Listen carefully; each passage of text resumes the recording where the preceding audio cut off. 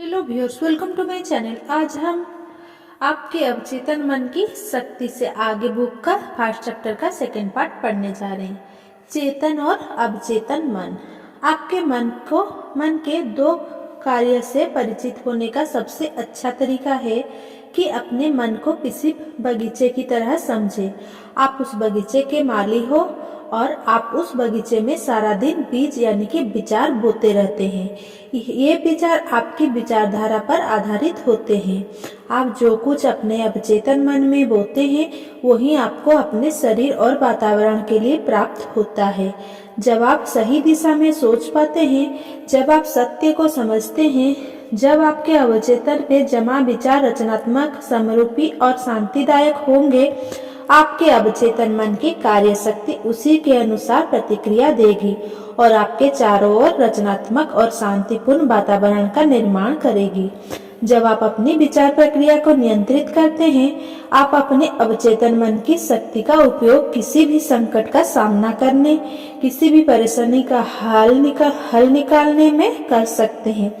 दूसरे शब्दों में ऐसा करके आप वास्तव में उस सार्वभौतिक शक्ति और सार्वभौतिमान सिद्धांत के साथ होश पूर्वक सामंजस्य बैठा रहे होते हैं। चेतन और अवचेतन मन के बीच संवाद का ज्ञान आपके अपने जीवन को पूरी तरह से बदलने के योग्य बनाता है। बाहरी परिस्थिति को बदलने के लिए आपको उनके कारणों को बदलना होगा। अधिकांश लोग परिस्थिति बदलने के लिए उनके साथ काम करते हैं, जूझते हैं। मतभेद, संशयहीनता और सीमाओं को समाप्त करने के लिए उनके कारणों को समाप्त करना होगा और उसका कारण है चेतन मन को निर्देश देने का आपका तरीका। दूसरे शब्दों में यह तरीका जिसके आधार पर आप सोचते हैं और अपनी इच्छाओं को मन में चित्रित करते हैं। ये जानना निहायत ही मजेदार और लुभावना होगा कि आप किस तरह अधिकार भाव से अपने अंतर्मन के साथ संवाद स्थापित करते हैं, जो आपके मन में शांति, एकता और मौन लाता है। अवचेतन मन चेतन मन की अधीन है, इसीलिए उसे अवचेतन कहा जाता है। चेतन और अवचेतन मन के प्रमुख अंतर और उनके संचालन के तरीके। दोनों का मुख्य अंतर नीचे दी गई बातों से स्पष्ट होगा। चेतन मन शरीर रूपी जहाज का कप्तान होता है। वो इंजन कक्ष में बैठे व्यक्तियों को सिग्नल देने और आगे बढ़ने के लिए निर्देशित करता है। इंजन कक्ष के व्यक्ति उसके निर्देशों के अनुसार सारे उपकरणों जैसे बॉयलर, गेंज आदि को चलाते हैं। इंजन कक्ष में बैठे व्यक्ति यह नहीं जानते कि वे कहाँ जा रहे हैं, वे केवल आदेश का पालन करते हैं। यदि कप्तान अपने उपकरणों यानी कि कंपास, सेक्टेस के संकेतों से भ्रमित होकर उन्हें गलत निर्देश देगा तो वे जहाज को चट्टान से भी टकरा सकते हैं। इंजन कक्ष में बैठे लोग उसकी बात मानते हैं क्योंकि वो जहाज का कप्तान है और उसका आदेश मानना उनका फर्ज है। जहाज के कर्मचारी कप्तान से सवाल जवाब नहीं करते, वे केवल उनकी बात मानते हैं। कप्तान जहाज का मालिक होता है और उसके आदेश माने जाते हैं। इसी तरह आपका चेतन मन आपके जहाज का कप्तान है और आपके शरीर, वातावरण और आपके समस्त कार्य को देखता है। आपका अवचेतन मन केवल इन आदेशों का पालन करता है और ये आदेश आपका चेतन मन आपकी धारणाओं और विश्वास के आधार पर देता है। आइए इसे अधिक निकटता से परखते हैं। ये बड़ा ही प्रभावशाली रूपक है। हमारा चेतन मन जहाज के कप्तान के समान है, जो जहाज के कर्मचारियों या अवचेतन मन पर अपने आदेश बरसाता रहता है। जहाज के कर्मचारी नीचे की ओर पानी की सतह के करीब रहते हैं। ऊपर क्या हो रहा है, जहाज कहाँ जा रहा है, ना तो वे यह देख सकते हैं, ना ही उन्हें इसकी परवाह होती है।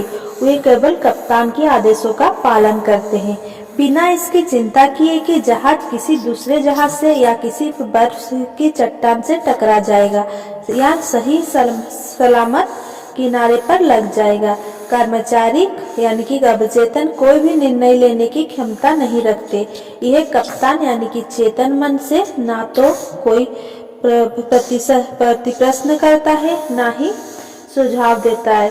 ये केवल दिए गए आदेशों का पालन करता है।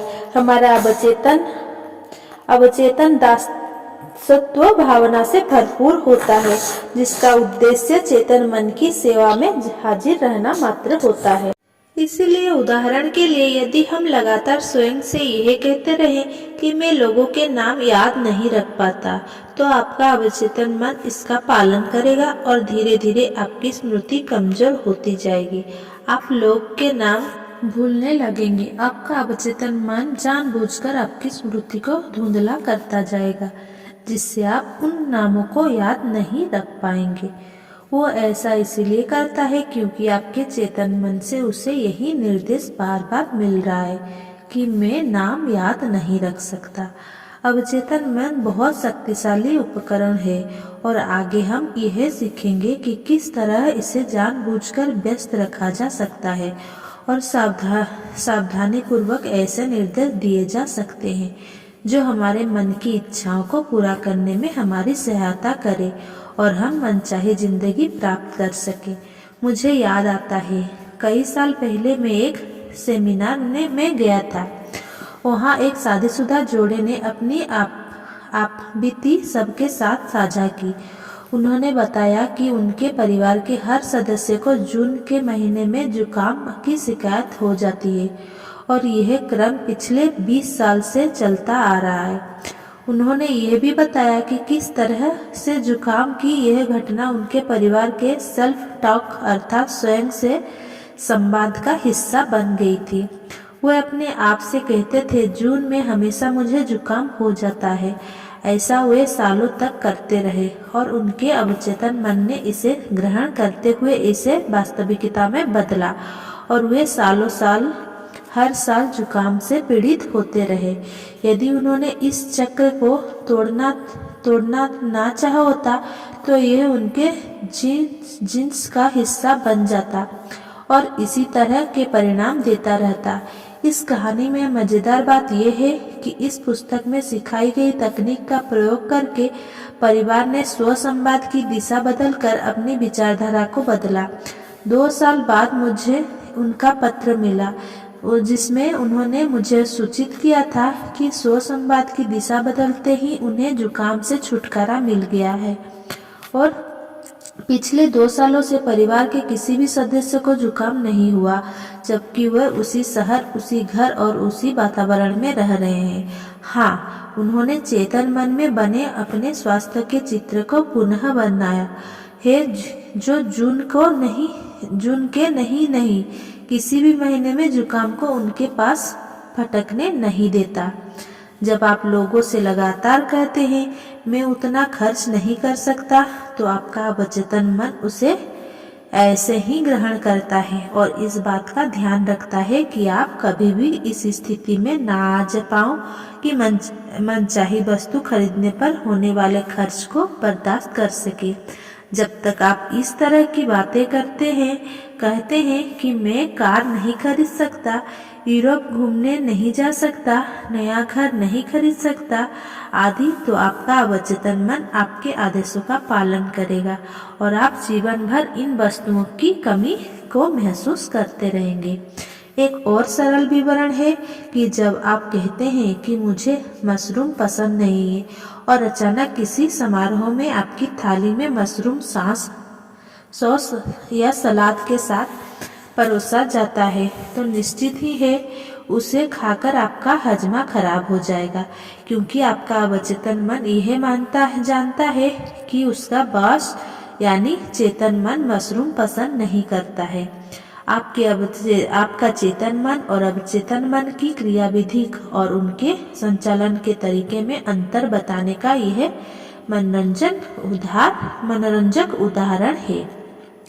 एक महिला कह सकती है कि याद है रात में कॉफी पीऊंगी तो सुबह 3 बजे मेरी नींद खुल जाएगी। तो जिस रात वो कॉफी पिएगी उसका अवचेतन मन उसे 3 बजे उठा देगा, ये सोचकर कि बॉस यानी कि चेतन मन कहता है कि आप अल सुबह उठ जाएं। आपका अवचेतन दिन में 24 घंटे काम करता है और आपके विचार अनुसार प्रतिक्रिया देकर आपको लाभ पहुंचाने की कोशिश में रहता है। याद रखने योग्य बातें। पहला, खजाना आप ही के भीतर छिपा हुआ है। अपने प्रश्नों के उत्तर पाने के लिए या अपनी इच्छाओं की पूर्ति के लिए आपको अपने भीतर झांकना होगा। दूसरा, सभी युगों में जो महान पुरुष हुए हैं उनकी महानता का राज यही था कि उन्होंने अपने अवचेतन मन की शक्ति को समझकर उससे संपर्क करने और उनका उपयोग करने की योग्यता अपने भीतर विकसित की थी। आप भी ऐसा कर सकते हैं। तीसरा, आपके अवचेतन मन के पास आपकी हर समस्या का समाधान है। यदि आप सोने से पहले मन में विचार करते हैं कि सुबह मुझे 6 बजे उठना है, तो आपका अवचेतन मन आपको सही समय पर उठा देगा। चौथा, आपका अवचेतन मन आपके शरीर का निर्माता है और आपको स्वस्थ रख सकता है। रोज रात को इस विचार के साथ सोने की आदत डालें कि आपका शरीर पूर्ण रूप से स्वस्थ है।